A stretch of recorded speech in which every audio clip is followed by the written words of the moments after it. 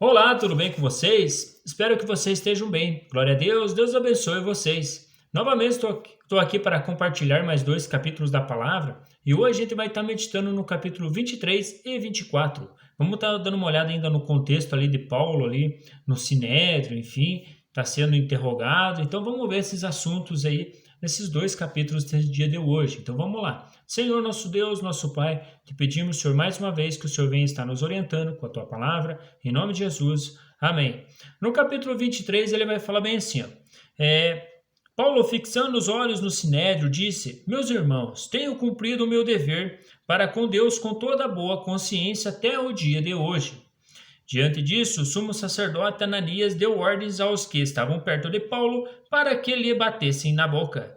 Então Paulo lhe disse: Deus te ferirá, parede branqueada. Estás aí sentado para me julgar conforme a lei, mas contra a lei me mandas ferir? O que os que estavam perto de Paulo disseram: Você ousa insultar o sumo sacerdote de Deus? Paulo respondeu: Irmãos, eu não sabia que ele era o sumo sacerdote, pois está escrito: Não fale mal de uma autoridade do seu povo. Então Paulo, sabendo que alguns deles eram saduceus e os outros fariseus, bradou no Sinédrio, irmão, sou fariseu, filho de fariseu. Estou sendo julgado por causa da minha esperança na ressurreição dos mortos. Dizendo isso, surgiu uma violenta discussão entre os fariseus e os saduceus, e a assembleia ficou dividida. Os saduceus diziam que não há ressurreição, nem anjos, nem espíritos, mas os fariseus admitem todas essas coisas. Houve um grande alvoroço, e alguns dos mestres da lei, que eram fariseus, se levantaram e começaram a discutir intensamente, dizendo: Não encontramos nada de errado neste homem, que sabe se algum espírito ou algum anjo falou com ele? A discussão tornou-se tão violenta que o comandante teve medo que Paulo fosse despedaçado por eles. Então ordenou que as tropas descessem e o retirassem à força do meio deles, levando-o para a fortaleza. No dia seguinte, o Senhor, pondo-se ao lado dele, disse: Coragem! Assim como você testemunhou a meu respeito em Jerusalém, deverá testemunhar também em Roma. Na manhã seguinte, os judeus tramaram uma conspiração e juraram solenemente que não comeriam nem beberiam enquanto não matassem Paulo. Mais de 40 homens estavam envolvidos nesta conspiração. E dirigindo-se ao chefe dos sacerdotes e aos líderes dos judeus, disseram: Juramos solenemente, sob maldição, que não comeremos nada enquanto não matamos Paulo. Agora, portanto, vocês, o Sinédrio, peçam ao comandante que façam comparecer diante de vocês com o pretexto de obter mais informações mais exatas sobre o seu caso. Estaremos prontos para matá-lo antes que ele chegue aqui. Enfim, agora Paulo aí já tem a perseguição de morte. Enfim, ali as pessoas estão querendo, mais de 40 aí tá matando ele. Entretanto, o sobrinho de Paulo, filho de sua irmã, teve conhecimento dessa conspiração. Foi à fortaleza e contou tudo a Paulo, que chamando um dos centuriões disse: Leve este rapaz ao comandante, ele tem algo para dizer. Assim ele o levou ao comandante. Então disse ao centurião: Paulo, o prisioneiro, chamou-me e pediu-me que eu trouxesse este rapaz, pois ele tem algo para te falar. O comandante tomou o rapaz pela mão, levou-o à parte e perguntou: O que você tem para dizer? Ele respondeu: Os judeus planejaram pedir-te que apresentes Paulo ao sinédrio amanhã, mas sobre o pretexto de buscar informações mais exatas a respeito dele. Não te deixes convencer, pois mais de 40 deles estão preparando uma emboscada contra Paulo. Eles juraram solenemente não comer nem beber enquanto não o matarem. Então, estão preparando agora, esperando que prometas atender-lhe os pedidos. O comandante despediu o rapaz e recomendou-lhe: Não diga isso a ninguém que você me contou isso. Então, ele chamou 2 de seus centuriões e ordenou-lhes: Preparem um destacamento de 200 soldados, 7 cavaleiros e 200 lanceiros a fim de irem para Cesareia esta noite às 9 horas. Providencie montarias para Paulo e leve-no em segurança ao governador Félix. O comandante escreveu uma carta nesses termos: Cláudio Lísias, ao excelentíssimo governador Félix, saudações. Este homem foi preso pelos judeus que estavam prestes a matá-lo, quando eu, chegando com as minhas tropas, o resgatei, pois soube que ele era cidadão romano. Querendo saber o que estavam acusando, levei-o ao sinédrio deles. Descobri que ele estava sendo acusado em questões acerca da lei deles, mas não havia contra ele nenhuma acusação que merecesse morte ou prisão. Quando fui informado de que estava sendo preparada uma cilada contra ele, enviei-o imediatamente a Vossa Excelência. Também ordenei que os seus acusadores apresentassem a Vossa Excelência aquilo que tem contra ele. Os soldados, cumprindo o seu dever, levaram Paulo durante a noite e chegaram a Antipatride. No dia seguinte, deixaram a cavalaria prosseguir com ele e voltaram para a fortaleza. Quando a cavalaria chegou a Cesareia, deu a carta ao governador e lhe entregou Paulo. O governador leu a carta e perguntou de que província era ele, informando-lhe que ele era da Cilícia. Disse: ouvirei seu caso quando os seus acusadores chegarem aqui. Então ordenou que Paulo fosse mantido sob custódia no palácio de Herodes.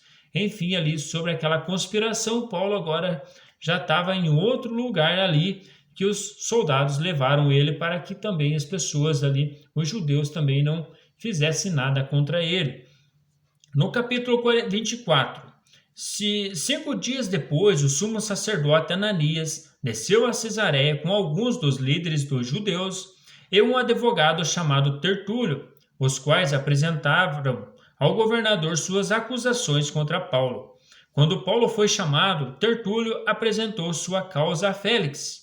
Temos desfrutado de um longo período de paz durante o teu governo, e o teu providente cuidado resultou em reformas nesta nação. Em tudo e em toda parte, excelentíssimo Félix, reconhecemos estes benefícios com profunda gratidão. Todavia, a fim de não tomar-te mais tempo, peço o favor de ouvir-nos apenas para um pouco de tempo. Verificamos que este homem é um perturbador, que promove tumultos entre os judeus pelo mundo todo. Ele é o principal cabeça da seita dos nazarenos, e o tentou até mesmo profanar o templo. Então o prendemos e quisemos julgá-lo segundo a nossa lei. Mas o comandante Lísias interveio e com muita força o arrebatou de nossas mãos e ordenou que os seus acusadores se apresentassem. Se tu mesmo o interrogarás, poderás verificar a verdade a respeito de todas essas acusações que estamos fazendo contra ele.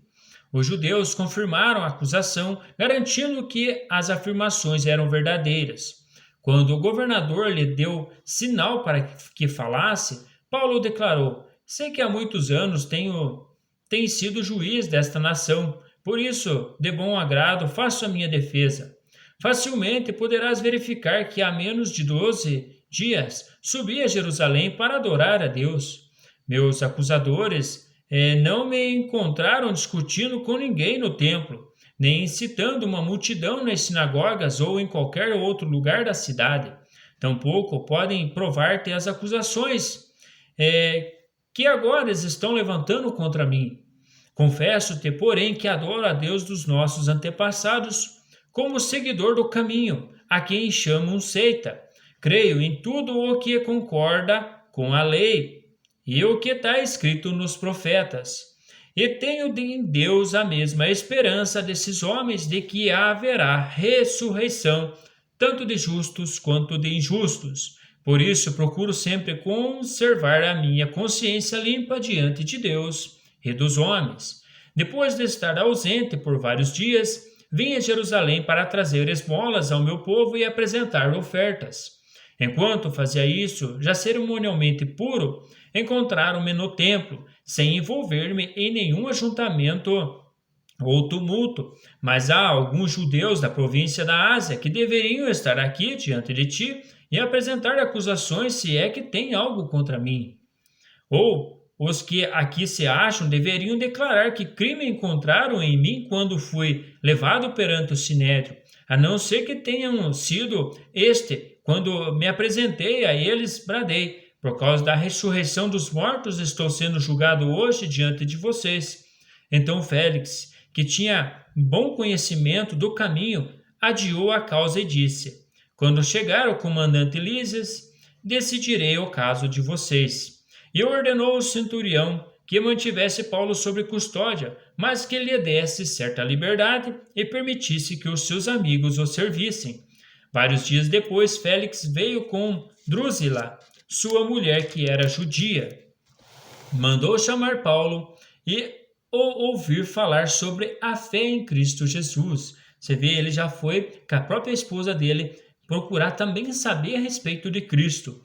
Quando Paulo se pôs a discorrer acerca da justiça, do domínio próprio e do juízo vindouro, Félix teve medo e disse: Basta por enquanto.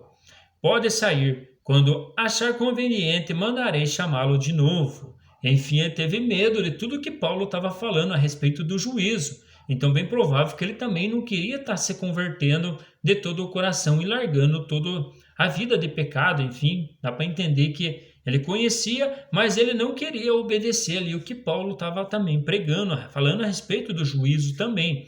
Ao mesmo tempo, esperava que Paulo lhe oferecesse algum dinheiro,